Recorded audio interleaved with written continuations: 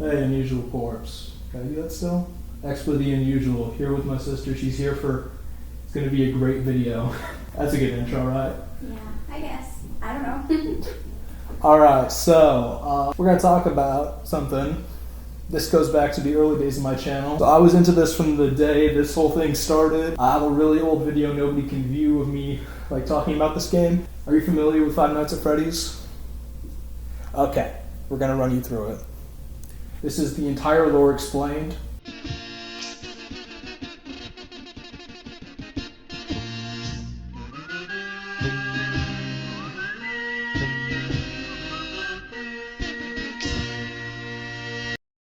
Okay, so Five Nights at Freddy is a media franchise that began with a video game in 2014. It's now about 16 video games, an unreasonable amount of books, and an upcoming movie. So basically how the game works is you play the part of a security guard at a local Chuck E. Cheese style restaurant called Freddy Fazbear's Pizza. At night though, the animatronics is these things, these little animals with musical instruments. They come alive because they're robots inside. They follow you around the restaurant, so you gotta make sure you keep them out while saving your power. You gotta close the doors, turn the lights on. You gotta make it to 6 a.m. from 12 a.m., right? You gotta survive. And they made about 20 games out of that. So then what happens is, they've got like little sprinkles of a story in there. There's been a lot of things that give us hints towards the lore, like sprinkled throughout the games. Aside from the actual gameplay, you get stuff like hidden newspaper clippings, 8-bit mini games telling the story, secret messages on the creator's website. You got hidden things in the website's source code. People count how many toes and fingers the animatronics have to chart which point in the storyline they are currently taking place in. What's that got to do with the storyline? You gotta know how many toes they have, so you know like how old they are. Hex code, decimals, you gotta know exactly what color everything is. There was a debate for years whether the purple guy was the pink guy or the pink guy was the purple guy, but now we know that he's the purple guy and not the pink guy. Right here, there's a guy hidden in the corner right there. That was an official promotional image for Five Nights at Freddy's 3. In the corner, you brighten it up and there's a guy hiding there. Alright, you put a phone number into wall tiles. Okay. This wall tile is the phone number. Alright, there's this box nobody's been able to open for the last 6 years. Alright, is it the byte of 87 or is it the byte of 83? Fan. So to simplify, the game is all about one guy, this guy, the purple guy. His name is William Afton. This whole story is about him. So we're gonna get to the actual story. That was me just making things very simple for you, you know? That was simple? It was, yeah. Okay. Alright, late 1970s, two businessmen, William Afton and Henry Emily, meet. Afton is into family entertainment, Henry's into robotics. They join forces and create a family restaurant called Fredbear's Family Diner. Now this isn't the one you play in the first game, this is before the first game and the fourth game, and also maybe before the fifth game, we'll see. Okay. Alright, so Fredbear's Family Diner. It has two animatronics, a yellow bear called Fredbear, and a yellow rabbit named Bonnie the Bunny. So Henry usually gets inside of the Fredbear suit, and William gets inside of the Bonnie suit. And I say that because I said they're robots. These are called spring lock suits. So Henry created this mechanism, right? They're animatronics that double as suits. They got like a whole metal framework inside, so you can switch it on from a robot that walks around the restaurant and a suit that people can wear. They're also extremely sensitive to moisture, so don't breathe while you're inside of them. How did they survive? You'll see. So the Afton family, he's got a whole family business going, because he's a family man, right? He's got a wife we never see or know the name of. He's got his oldest son, Michael. He's got his daughter, Elizabeth. And his son, we don't know his name, really. First main character we see on screen, we don't know his name. We're guessing his name is Evan, but we just call him the crying child. His main personality trait is he's a child and he cries. Yeah. So the Emily family, we don't see anybody else in this family besides Henry Emily and his daughter Charlie. This is a picture of her as an adult. We don't see her as an adult. I'm not going to get into the books because the books are a completely different story. So Freddy's brand, right? Late 70s or moving forward into the early 80s. Fredbear brand has taken off immensely, including toys, a short-lived cartoon show, and a second location, Freddy Fazbear's Pizza. So that whole thing we were talking about before, yeah, we never go there in the game. Freddy Fazbear's Pizza has a new band of animatronics, right? So we got a brown version of Freddy Fazbear now. Different from Fredbear. That's a whole different thing, okay? See, Fredbear is yellow and he wears a purple hat and bow tie. Freddy is brown, he wears a black hat and bow tie. Alright, there's a blue version of Bonnie, If you wonder if he's purple, everyone's going to fight with you about it. Officially, he's blue. There's also Chica the chicken, who has a cupcake. There's Foxy the pirate, who's in a constant state of disrepair. We've never seen Foxy being like fixed because he's just been broken for like the entire series. And something they were planning to include, this is not an actual picture, I made this. It's pretty good. Now, 1983, right? Mm-hmm. Same year you were born, I think. Right? No. What? How old do you think I am? I don't know. What? Bro! I'm like 9 years older than you. I don't know how old I am sometimes. Nah, it's 1983. I find that offensive. Okay, back to this, right? Crying child. This photo, he's not crying, he's usually crying now. Okay. Alright, so William is constantly busy, he has this huge business going off. It's got 2 locations. And he got really into robotics. He's got his new company now called Afton Robotics. He runs it on the side for all his like little pet projects. Alright, which means he's a really neglectful father to his 3 kids. So to keep an eye on his youngest son, he creates a series of nanny cams, did I spell that wrong? Yeah, whatever that is, around the local area. He can monitor from his inexplicable underground workshop. He has a workshop underneath his house that nobody knows about. So like a studio. Yeah, pretty much. But he uses it to build robots for kids. A pedophile. A pedophile / serial killer. Oh, those are those are all psychotic. Oh, we'll get there. But this plushie right here is his youngest son's best friend, called Plush Fredbear. Alright? He's absolutely terrified of the animatronics though. We don't know why, but they are pretty scary looking, so it makes sense. And it sucks for him because he has to be there all the time since his dad's restaurant. And he's terrified of the mascots. But, he likes the little plush toys at least. Alright, along with his security systems, William leaves his oldest son, Michael, in charge of watching his brother, but he doesn't want to do that. So he resorts to pranking his brother constantly, constantly jumping out and scaring him with his Foxy mask on. Also, he leaves him at the restaurant a lot. Like, he just wanders off. He leaves him at the restaurant, his brother hates it there, and this all boils over at the crying child's birthday, which of course is at the restaurant. So the birthday party, Michael and his friends pick the boy up and bring him towards the Fredbear animatronic, which is currently in animatronic mode. There's nobody inside of it, right? Okay.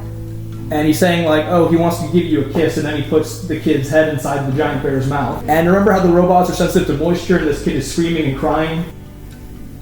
Easy. The head clamps down and crushes his head. Oh god. There's a huge debate if this is the bite of 87 or the bite of 83. This is the bite of 83, by the way. The bite of 87 is a different event. We'll get to it later. Basically, when Five Nights at Freddy's 4 came out, people assumed it was the bite of 87, which is not the first game. This is 1983, not 1987. It's a huge debate, though. We don't technically. Yeah. But yeah, this is in fact not 1987. Anyways, he's gone insane now. So he spends all his time in his underground workshop or drinking. Typical. Yep. After this incident at Fredbear's, they implement a new animatronic into the location, that being the puppet. So this is basically there for security purposes, right? But that leads us into our next huge event of 1983, first victim.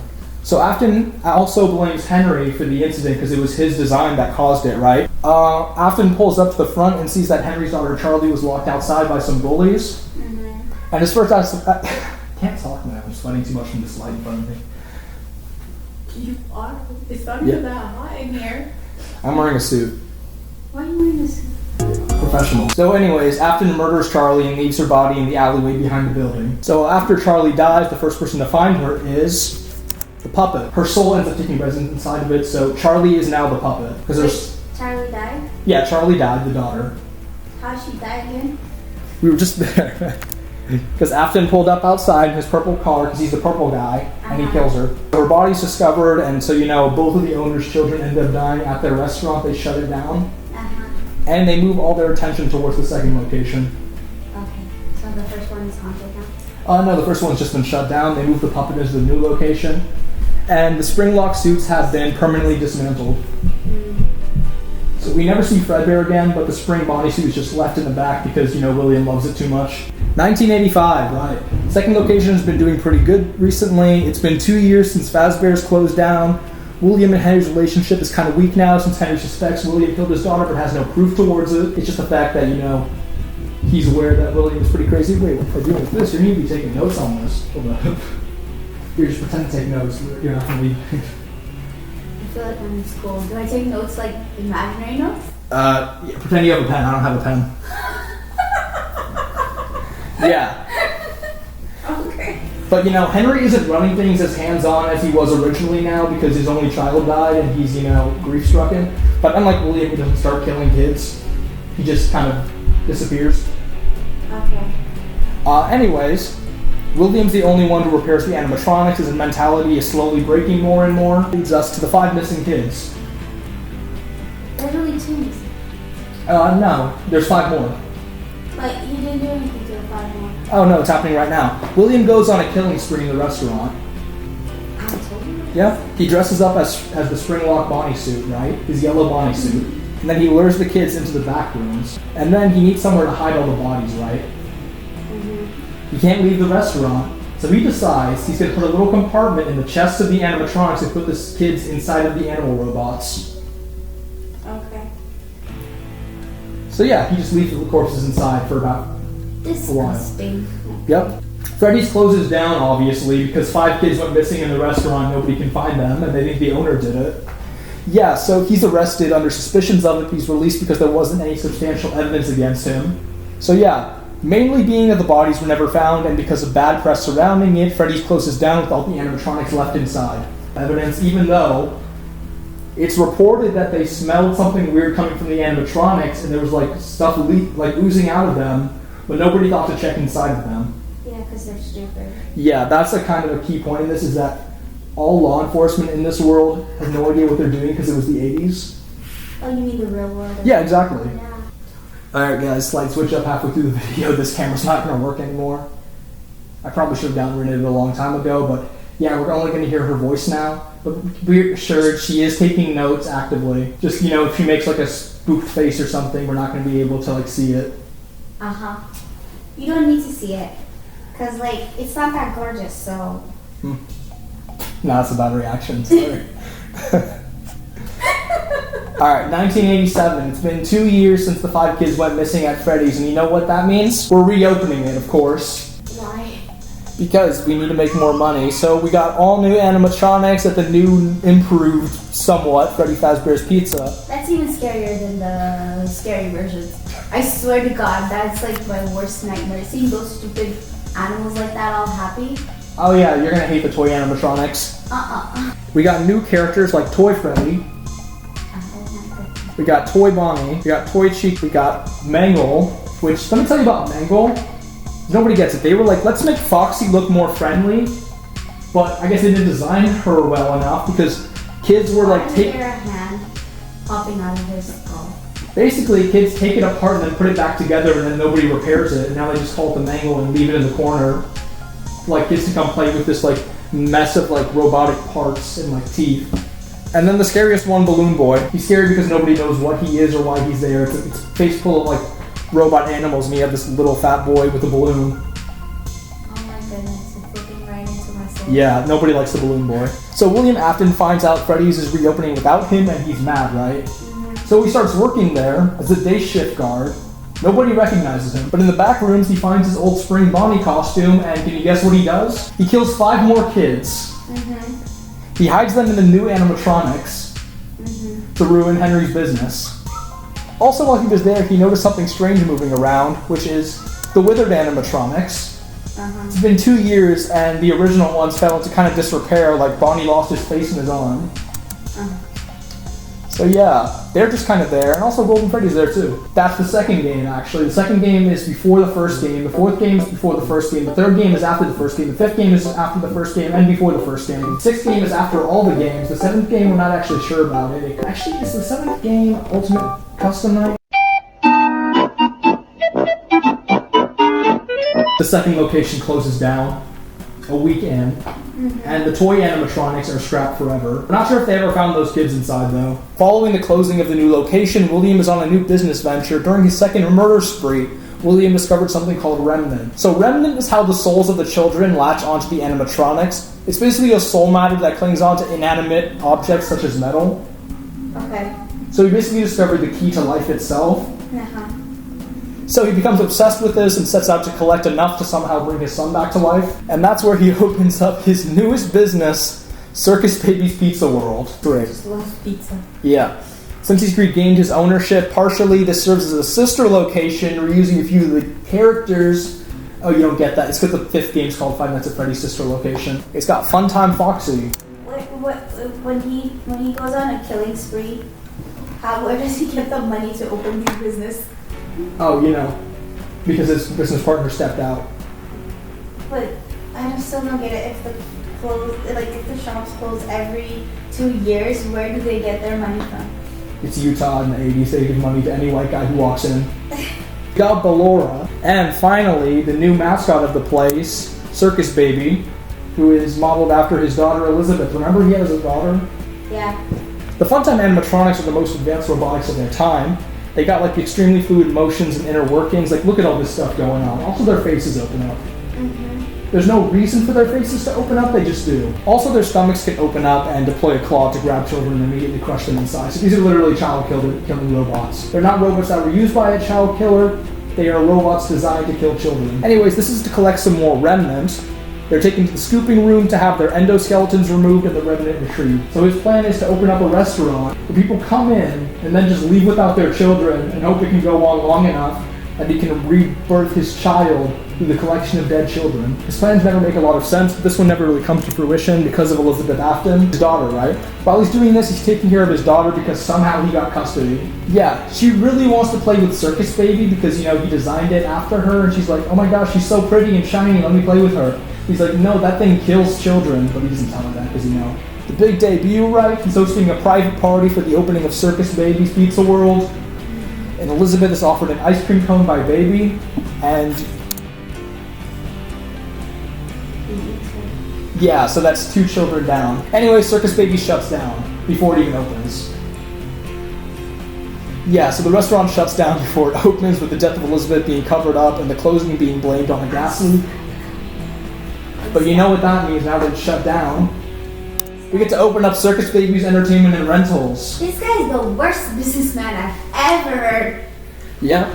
The most stupid. I can't even swear. I swear to God. Yeah, so there's no pizza at this. He just thinks, okay, what if I send them to people's houses and hope they don't notice their children are gone when they get sent back? He never gets to do that, though, because something else happens. But we'll get there. But anyways, he keeps them underground in his underground bunker, which has now been converted for the purpose of repair and maintainment, and they're left there for many years.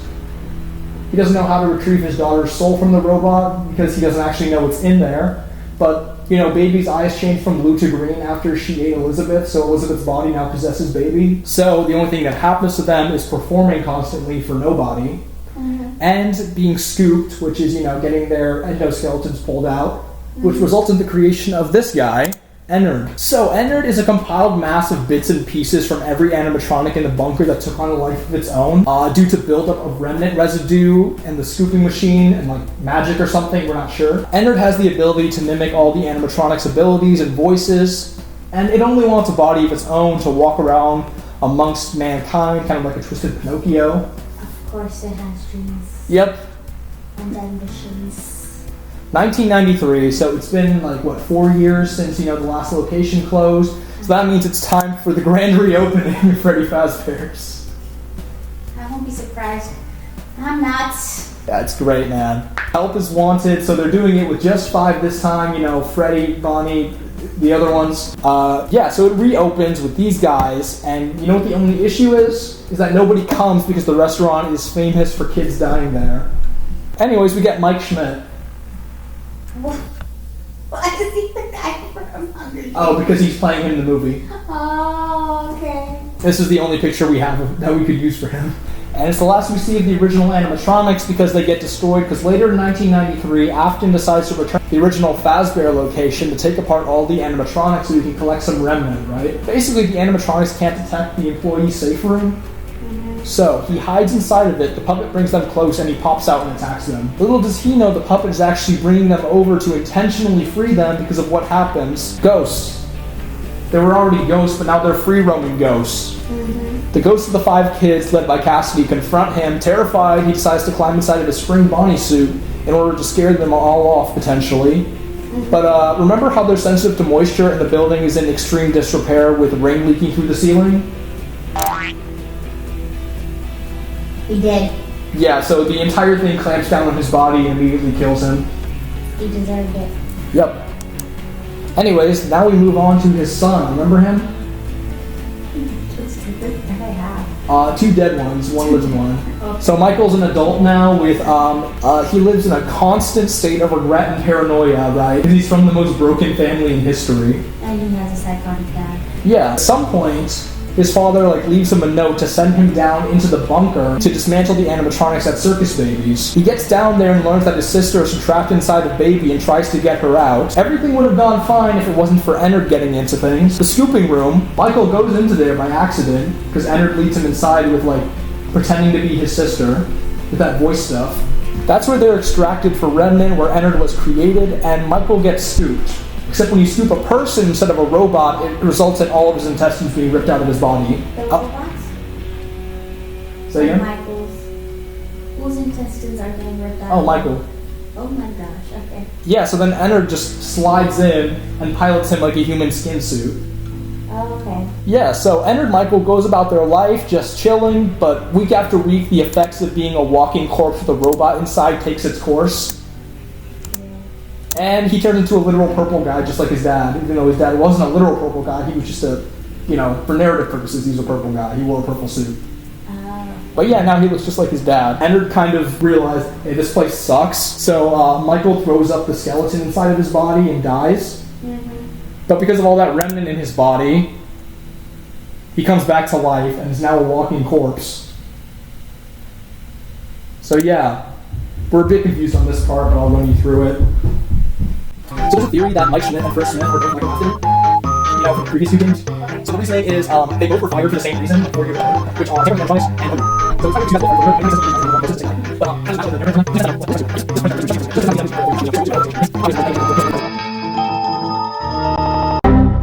but anyways, it's 30 years later now. It's this year, 2023. Okay. They're gonna reopen it? They're gonna reopen it. This time, it's Fazbear's Fright, the horror attraction. So in 2023, once the business has been dead for years and is now only associated with stories of missing kids and murder, a group of businessmen buy the rights and open up a horror attraction called Fazbear's Fright in a rebuilt version of the old Freddy building. And they found a great thing for it, the best thing possible. It's a genuine classic Freddy animatronic they found in the safe room of an old building. Guess who this is? Meet Springtrap, formerly known as Michael Afton. So it's all the exposure to the remnant or something has kept him alive as Springtrap. And he's been in a back room for 30 years, slowly decaying. Anyways, they bring inside, this will be perfect for our new horror attraction. Just ignore there's a dead guy inside. Mm-hmm. They bring it back and he finally comes back to life after 30 years. And hearing about the old spring Bonnie suit being brought to the location draws in his only living child, Michael. So Michael starts working at the new Fazbear location. He's still alive, by the way. He's still a walking corpse. Afton finally dies for real because Michael burns down the building with him inside. Anyways, the last version of Freddy's has been shut down. It's gonna open up. Freddy Fazbear's Pizza Place. They reopened it again, even after the reputation of the business has been ruined for the past 30 years, and they got none other than Michael Afton to run it. See, you know what? Now I'm starting to think, persistence is key. Yeah? Yeah. You never know until, you keep on doing it until it works, If at first you don't succeed and 2 kids die, try again, and then when 5 kids die, try again, and when 5 more kids die, try again. Be persistent. Yeah. In your dreams. And guess what? Nobody comes there, obviously. He's gonna shut down and then he's gonna open it again. Yeah. A few people do come there, that being all the animatronics who are still alive. This is Lefty. Lefty is actually the puppet. The puppet just crawled up inside of an old model and became Lefty. Oh, okay. Ennard has now survived after being thrown up into the sewers and has become Molten Freddy. Hey, remember Baby, the daughter? Yeah. She got destroyed and put herself back together, and now she's Scrap Baby. Who better for this reunion, The original founder's daughter's robot monster. Who better to join the party than the guy who's somehow still living, William Afton? After being killed twice now, he's still alive. Remember Henry Emily, the founder? Yes. Yeah, so it turns out he's the one who opened up this new location. Uh-huh. But it was actually opened with the specific intention of luring in all the previous animatronics and destroying the building with them inside. Okay. So this one was a strategic move. I don't know how he got that open. I guess it was like a tax write-off to, kill a bunch of ghosts. Uh-huh. But yeah. I don't know how you kill ghosts, but okay. So Michael burns down the final location with himself inside in order to get rid of Charlie, William, Elizabeth, and Ennard. And they all die in the fire, finally gone, and it marks the end. Now that's the actual end. The creator of the series stepped down from it at this point in 2021. Okay. But then the franchise got bought by a new company. Alright, Afton's consciousness is uploaded to the internet, right? Anyways, Afton dies and his consciousness is uploaded to a computer server due to the mediocre melodies, right? So we never see them, but they're an older group of animatronics that we never saw, but eventually someone tries to open up the brand again, right? So they hire a developer, who's just the developer of the actual game, Scott Cawthon, to make some games, and people were like, oh, these are just games, they're not murder, they're just games, And then they're like, oh, let's go to the restaurant again. And then they make a VR game that Afton, he uploads his brainwaves to it, basically, and starts mind-controlling game testers, including Vanessa, who was a security guard, and then she was a guard again. And then they make FNAF VR, AR, VR and AR were different things. And they make Five Nights at Freddy's Security Breach. Anyways, this one has a little robot boy and Glamrock Freddy. He might be possessed by Michael, but not in like a ghost sense, in like an AI sense. And then it's Freddy's Pizzaplex, and Afton is still alive. And I gotta tell you about the Mimic. Right, so the Mimic, basically, this guy decided to create his own animatronic, okay. and then it I'm done. Wait, what? Okay. Wait, we're gonna get to the Mimic, though. Peace out, man. What? Bye. I have 50 more slides.